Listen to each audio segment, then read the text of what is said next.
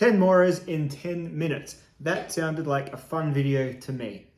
So we're going across my collection of 10. I've got 10 Mora knives. And I'm going to rank them from my least favorite to my most favorite Mora knives. This isn't the order they're in, so you're going to have to actually watch the video. Sorry, this first minute's the introduction minute, so it should be an 11-minute video if I can freewheel it from start to finish successfully.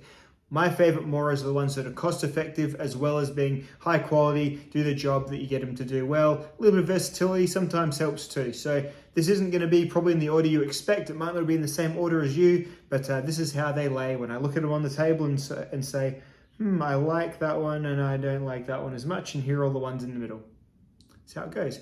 So let's get started with my 10th Mora, my least favorite Mora, and that is the Mora fin in the Ash series. So a couple of things I don't like about the knife. The main thing is I don't actually like the tang protruding around the wooden handle here. I would prefer if the wooden handle was either flush or even went around it a little bit, which I know adds a bit of expense, but they're getting a lot of money out of you when you buy this guy. This is like a $240 knife in Australia, $150 in America. It's the most expensive Mora. Well, this range are the most expensive Moras. They kind of try and justify the price by saying they're made of recycled steel and stuff, but then when I looked at the whole range is now made out of recycled stainless steel. Even the Garberg says recycled stainless on it now. So none of the other Moras have really gone up in price. So that's kind of the main problem for me. You know, it's got a sharp spine, which will throw some sparks okay. Not as good as a lot of the other ones. A little leather sheath that doesn't come with the complete dangler system. Just kind of as it is here, so you sort of need to just carry it with you.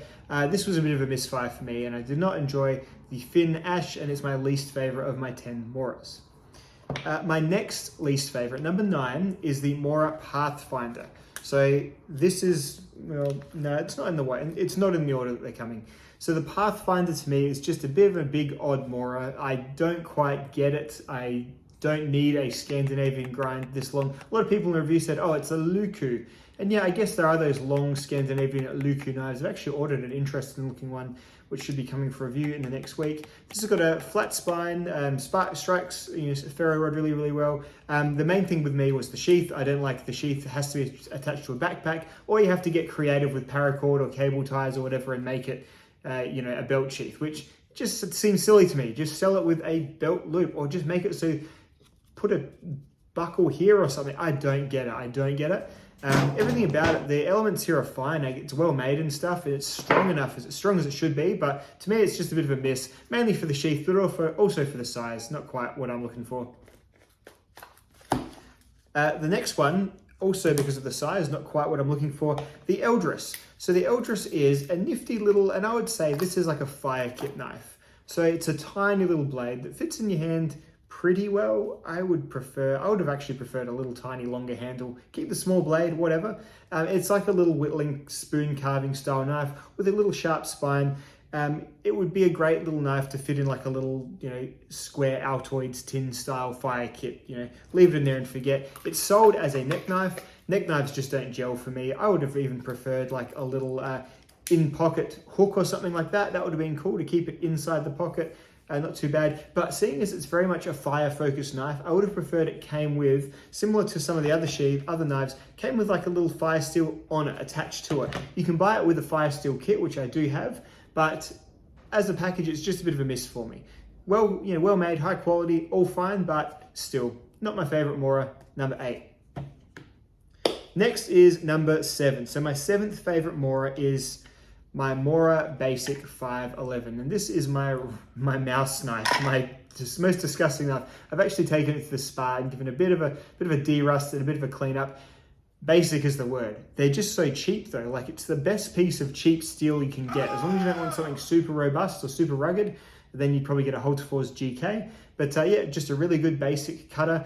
These don't go higher though, these models, because I don't like this handle as much. I prefer the companion handle in the cheaper Moras. The bone style is a bit too abrupt in between, and at some points I feel like my handle is a bit too big for them. I just prefer the companion handle, and that's pretty much it. These aren't refined, they don't have the sharpened spine or anything like that. They are just basic Scandi cutting sort of knives to be put wherever and more or less forgotten about. And as a rat knife, it does a really good job. So it's the Basic is number 7, I believe. Alrighty, moving on, the Robust is next. So the Robust is sort of similar to the Basic. It's kind of like just a really big burly version of the Basic when you look at them next to one another. It's just got a slightly taller blade, it's thicker, it's just that same model. Well, it's the Pro line, I think, was the line where they started doing these rubberized handles with the sort of the double, the hand capturing part here. And it's mainly because of that hand capturing part that I don't love it as much as some of the later Moras, but still a super rugged, robust knife. As the name says, a real competitor with like the Holterforce GK for like a knife you could just hammer through drywall, and yeah, just a really effective tool. There's nothing really bad to say about it. I think people love the Robust. It comes in a really good sharp Scandi grind, not a complete zeroed Scandi. As I've found with all the Moras, I finally got the microscope out and looked at the brand new ones as well. None of them come zero ground Scandi. Would you believe it? They all come with a little micro bevel. But as far as micro bevels go, even on a thick knife, this is a slim one, and as such, really good knife. Just, the other ones from this point on, I like them a lot better. Moving on to the Companion. The Companion heavy duty, just less refined than some of the later on knives, but I like that handle more. It's a bit more neutral, it's a bit more forgiving. You can hold these and sort of slide your hand up and down and around them whilst still having a lot of good grip and enough of a forward finger guard stopper there to stop your hand from apparently flying up onto the blade. Companions are great. I wish they had sharpened spines. If they did, they would be much higher on the list. And spoilers, there is one that is very similar to that, which is higher on the list. But yeah, the ultimate basic Mora, like $30 in Australia for a simple Companion. You get a lot of cutting power, you get a lot of potential, and really there's no excuse to have a bad fixed blade knife when there's also the Mora Companion in the world. So great knives, simple basic sheaths. What more is there to say? The internet needs another Companion video like I need a thicker bit of glass on my glasses. That's getting outrageous. Moving on, my next favorite Mora is the Garberg. So the Garberg it's a great knife. In your hand, it's a very good, successful Mora.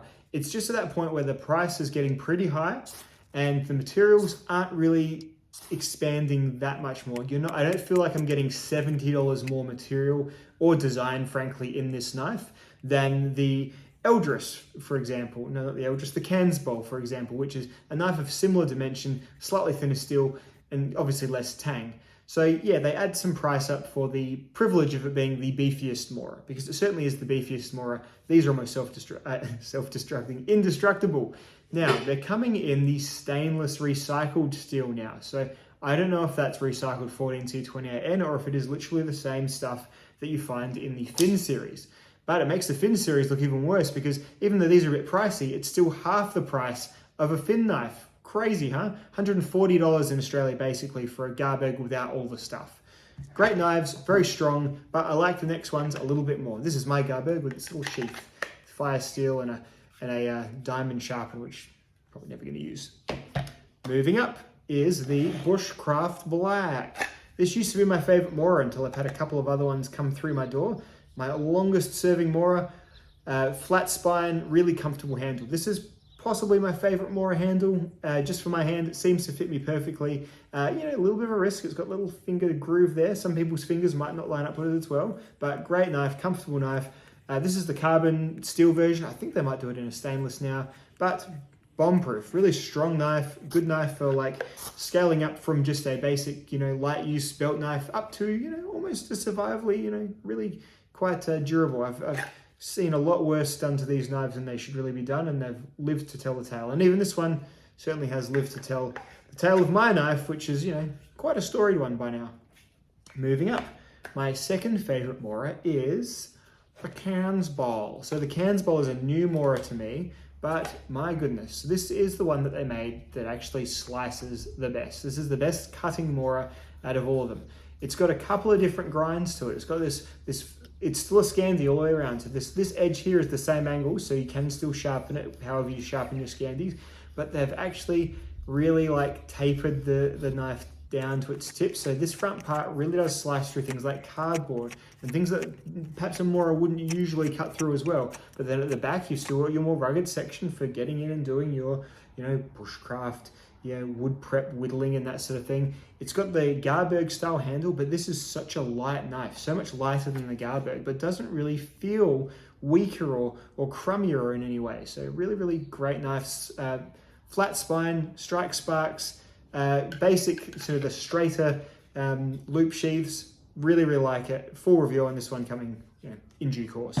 But my favorite Mora lately, and this is because it's a combination of all the things that I think Mora does great, is the Companion Spark. So the Companion Spark is basically a companion with perhaps a shorter level of tangage into the knife, but has a fire steel in the handle. Gimmicky, you may say. I disagree. I think this is the exact thing that most people have these Moras for.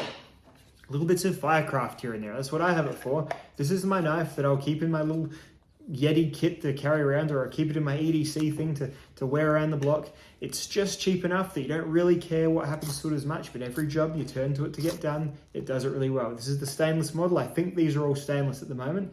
It's got the straightened spine, so it's like a companion with a flat spine and a fire steel in the handle. Everything else about it is the same, and it's only like $10 more. A great Mora, and it really does about everything I like a Mora to do in terms of value, quality, materials, capability, everything. That's 10 Moras in 10 minutes and a little bit of salad dressing on either side. Good video, I hope. Hope you enjoyed, and I'll see you all in the next one. Goodbye.